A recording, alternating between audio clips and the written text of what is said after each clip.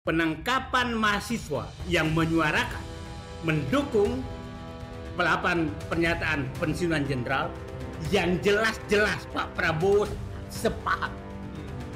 Faktanya di saat di saat acara PPAD yang awalnya dirancang untuk panggungnya Solo, diubah oleh Prabowo menjadi panggungnya orang-orang yang nasionalis tulen, cinta negara. Sehingga di mejanya hanya 4 orang, Tri Sutrisno, Prabowo, Sapri Samsudin, dan Sultan Hamengkubuwono. Narko, Pak Samsul Jalal, Pak Hasanuddin. Saya justru menduga sekarang bahwa terjadi kalau di TNI desersi. Terjadi desersi lembaga kenegaraan terhadap pemerintahan sekarang. Setuju ya? Kenapa saya katakan ini, saya ingin cerita. Coba lihat ya. Pada saat mahasiswa demo 24 Maret di 76 kota, puluhan ribu mahasiswa. Ya. Karena tuntutannya tidak mengarah ke Jokowi dan tidak mengarah ke oligarki, maka tidak ada yang ditangkap. 76 kota. 76 kota. Masya Allah. 24 Maret. Betul, ingat, ya. Tuntutannya hanya 2. Masuk ke TNI ke barak dan turunkan Prabowo. Jokowi tidak disinggung, oligarki tidak disinggung. Tidak ada yang ditangkap. Tidak ada yang ditangkap satu. Mantap. Oke. Saat ini pada saat menuntut bahwa mendukung pernyataan Purnawirawan yang isinya antara lain adalah maksulkan Pupu Pawas, singkirkan kabinet Jokowi, terus menolak PSN, melawan oligarki, maka ditangkap. Iya. Oke? Jadi kita bisa menduga bahwa, di pihak lain, pemerintah dan DPR sudah meminta agar ini dihentikan, tapi tidak dihentikan. Desersi makanya. Jadi ada desersi lembaga terhadap pemerintahan sekarang. Habibur Rahman itu adalah orang Gerindra, ketua Komisi 3. Puan, orang PDIP, ketua DPR. Setnek mewakili pemerintah, tidak boleh melakukan itu. Tapi polisi masih meneruskan. Jadi sebenarnya kita bisa menarik kesimpulan bahwa siapapun yang bersuara tentang Jokowi Solo atau oligarki, maka ditangkap oleh polisi. Itu kita bisa simpulkan seperti itu dengan kejadian 2 kegiatan mahasiswa yang perlakuannya berbeda. Saya pada saat 24 Maret saya membuat ini mahasiswa yang demo ini pada tahun silam adili Jokowi, padahal yang pada saat itu Maret itu semua daerah tangkap dan adili Jokowi. Tahu-tahu itu hilang di gerakan mahasiswa. Saya nggak tahu itu nego apa yang terjadi sehingga Avanza udah turun. Mungkin istilah saya tulis begitu dia. Mahasiswa Avanza sudah turun. Saya saat itu mahasiswa banyak yang marah ke saya. Karena bayangkan saat itu bisa membuat demo di Sukabumi, itu pekerjaan kita yang demonstran susah banget bikin demo di Sukabumi. Di Banjarnegara yang ribuan mahasiswa turun. Ini mahasiswa pada saat mulai menyuarakan melawan oligarki dan menyinggung Solo, langsung ditangkap. Artinya kita bisa mengambil kesimpulan dong bahwa polisi di bawah kendali dua. Jadi kalau Mas Edi tadi menyatakan geng SOP, Solo oligarki pacok, ini fakta bisa dinyatakan fakta bahwa memang itu masih menyatu. Sehingga siapapun menyuarakan tentang Solo, mengkritik tentang Solo, mengkritik tentang oligarki, maka siap-siap ditangkap. Itu kira-kira tidak bisa dibantah, karena itu faktanya 2 demo yang sangat besar. Demo yang ini kan kecil, hanya beberapa kota. Demo sangat besar, 76 kota, puluhan ribu mahasiswa, bakar-bakaran di Malang. Tidak ada yang ditangkap. Karena tidak sama sekali menyinggung tentang Solo dan oligarki. Oke?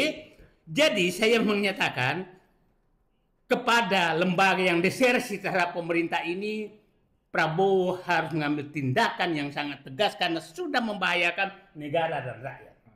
Itu menurut saya sudah sangat membahayakan. Coba pada saat mereka menuntut TNI masuk barak, aman tuh. Pada saat dia menuntut Prabowo turun, aman tuh. Tapi coba tuntut Gibran turun, langsung ditangkap. Ya kan? Menyinggung sedikit PSN oligarki, ditangkap. Kan kira-kira itu fakta, nggak bisa kita inikan. Dan ini menyambung Bung Edi tadi, saya menduga ini ada kaitan dengan langkah Prabowo sekarang memakan bubur panas Solo. Bagian tengahnya. Bubur panas. Nah, saya kan sering dulu katakan, Pak Prabowo sedang memakan 3 bubur panas. Mangkok bubur panas politik, ekonomi, dan hukum. Sepertinya Pak Prabowo sekarang menggabungkan 3 bubur itu ke dalam satu mangkok yang dikasih mangkok bubur panas Solo. Oke? Nah, sekarang apa yang terjadi? Orang-orang yang dekat Solo itu sedang ini oleh Kejaksaan Agung. Ya, itulah pentingnya kenapa TNI harus menjaga Kejaksaan Agung. Mulai street tax, kemudian judi online, Budi Ari, kita tahu. Kemudian sekarang kemarin Nabil Makarim, kita tahu dia geng Solo juga. Saya baru baca ini sekarang adalah KPK udah menyita orang-orang yang korupsi bansos, bampres, bansos presiden. Artinya ini ingin menunjukkan, siapapun mengganggu Solo, kami akan bela. Nah, saya pikir itu imbangan yang sedang dilakukan karena Pak Prabowo sedang memakan bubur panas Solo dari tengah. Nah, ini kira-kira yang sedang terjadi. Jadi bagi adik-adik mahasiswa yang sedang berjuang menyuarakan agar Prabowo bebas dari Solo dan oligarki, kalian adalah pahlawan. Kalian adalah pahlawan, dan saya sebagai pribadi, sebagai ini aktivis belakangan karena saya 30 tahun dalam pemerintahan. Tapi sebelumnya langganan, dulu kan anak sekolah ditahannya di Kodim, Pak. Jadi saya langganan tahanan Kodim. Baru dari kecil. Kodim. Baru dari kecil. Lutut saya ini bekas sepatu laras semua. Jadi. Nah ya, karena belum sebelumnya. Jadi bukan di polisi, di Kodim kita di sepatu laras semua. Nah, jadi saya ulangi lagi bahwa penangkapan mahasiswa yang menyuarakan mendukung pernyataan pensiunan jenderal yang jelas-jelas Pak Prabowo sepaham. Faktanya di saat di saat acara PPAD yang awalnya dirancang untuk panggungnya Solo diubah oleh Prabowo menjadi panggungnya orang-orang yang nasionalis tulen. Cinta negara. Sehingga di mejanya hanya 4 orang, Tri Sutrisno, Prabowo, Safri Samsudin, dan Sultan Hamengkubuwono. Para penjilat-penjilat di meja lain. Di meja lain. Itu artinya Prabowo sudah menunjukkan, aku memilih teman seperjuangan yang cinta NKRI. Kalian penjilat agak jauh dulu. Ya, kira-kira, nah itu semua menimbulkan reaksi. Reaksi oleh Solo. Nah, oleh Solo dengan lembaga desersi tadi menunjukkan giginya kami masih dibela oleh mereka. Jadi saya mengingatkan kepada ini bahwa ini semakin hari semakin kelihatan bahwa Solo masih mencoba mengganggu terus pemerintahan Prabowo, dan saya yakin Prabowo tidak akan diam menghadapi ini, dan dengan strategi dia akan melakukan pembersihan terhadap gerakan-gerakan anasir yang dikerunikan dari Solo untuk merongrong pemerintahan Prabowo. Nah, itu dugaan saya. Kenapa saya menyatakan demikian? Karena Pak Prabowo sekarang betul-betul meninggikan kejaksaan, dan sekarang hampir semua korupsi yang ini adalah korupsi yang terkait dekat dengan Solo. Yang saya masih tanda tanya adalah kenapa Jaksa Agung belum mengusut tentang korupsi Pertamina yang saya paham betul bahwa ini adalah pemainnya para oligarki.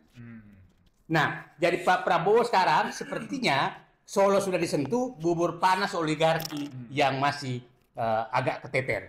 Tapi Pak Prabowo, saya katakan pendukung Bapak itu ada pendukung 24 karat, ada pendukung emas imitasi.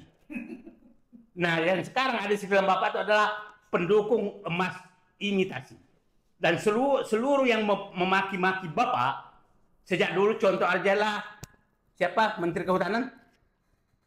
Raja Juli. Raja Juli, coba baca Twitternya maki-makinya seperti apa. Coba baca pernyataannya Pak Luhut, pernyataannya Hendro Agung Gumelar, pernyataannya yang lain-lain. Sementara pendukung 24 karatnya Pak Narko, Pak Samsul Jalal, Pak Soeharto itu seakan-akan, dan mereka semua dikasih karpet merah.